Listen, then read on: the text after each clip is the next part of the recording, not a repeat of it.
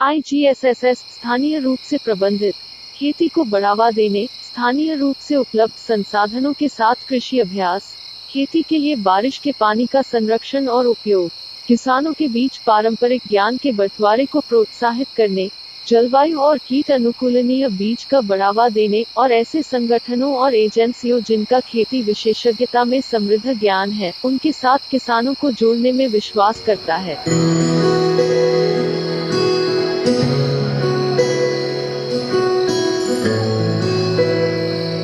भारत एक कृषि प्रधान देश है।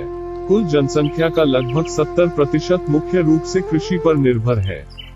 ऐतिहासिक रूप से देखा जाए तो हमारे देश में किसान खेती की पारंपरिक पद्धति का पालन करते हुए पर्याप्त मात्रा में उपज की कटाई करते थे, लेकिन धीरे धीरे वह रासायनिक उर्वरकों, कीटनाशकों और संकर बीजों के उपयोग के चक्रव्यूह में फंस गया।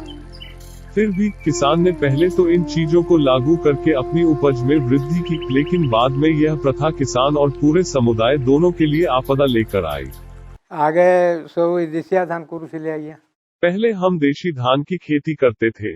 खेत में हम गाय के गोबर का उपयोग कर रहे थे।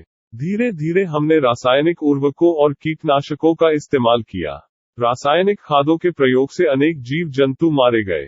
केचुआ की तरह वे खेत के अनुकूल जानवर थे। खेती के लिए सहायता करने वाले कई बैक्टीरिया भी मर गए। मछली भी कृषि क्षेत्र में पाई गई थी, वे भी ऐसी ही जहरीली औषधि प्रयोग से वे भी मर गए।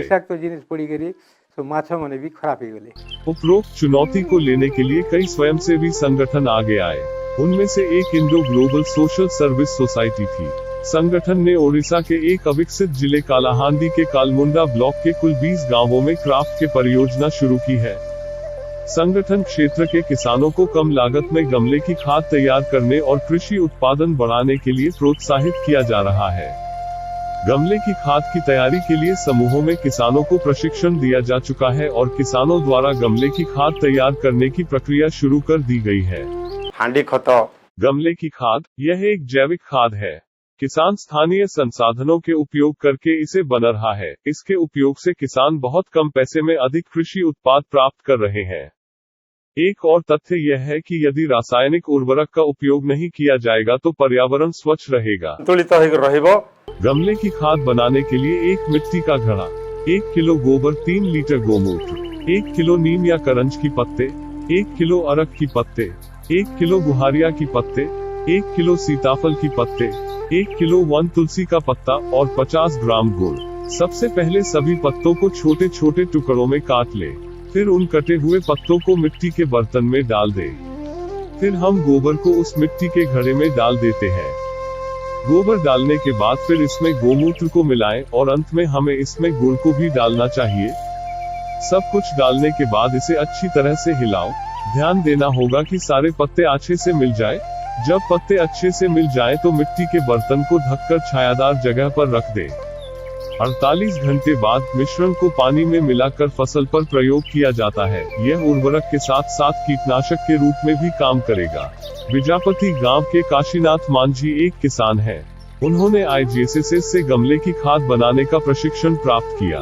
अब उन्हें गमला की खाद बनाने की अनुभव हो गई है। वह पत्नी के साथ अपने खेत में इसे तैयार कर रहा है। वह इसे 60 मिली के छोटे पौधे के लिए, 50 मिली मध्यम पौधे के लिए और 40 मिली बड़ी पौधे के लिए इस अनुपात में पानी में मिलाकर अपने फसल पर प्रयोग करता है। उसने अपनी 40 दशम भूमि में खरबूजे के साथ बहुत सारी सब्जियां उगाई। 50 डिसमिल चाष करी छे आज्ञा कलरा माखन। मैंने 50 डिसिमिल भूमि में करेला, भिंडी, कद्दू, खीरा, देशी बीन्स और पत्तेदार सब्जियां जैसी सब्जियां उगाई है। पहले हम रासायनिक खाद का इस्तेमाल करते थे और अपने खेत में काम करने के बावजूद 5 से 7 हजार रुपये खर्च करते थे। फिर हमने IGSSS के कर्मचारियों से गमले की खाद तैयार करने की विधि सीखी और हमें लगभग कोई खर्च नहीं करना पड़ा। तो हम खुश हैं।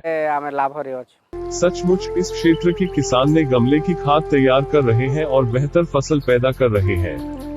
ऐसा करने से इन क्षेत्रों में पर्यावरण के संरक्षण के साथ साथ स्थानीय संसाधनों का बेहतर उपयोग हो पाता है।